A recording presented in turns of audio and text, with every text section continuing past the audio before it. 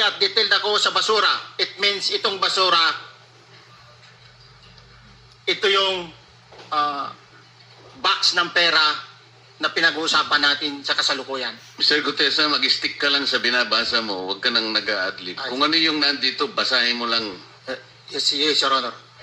Bago ibaba ang nasabing basura, ito, Merong napuputol sa binabasa mo eh. Huwag kang magmadali. Huwag kang magmadali. naputol na, Ulitin mo yung paragraph 20.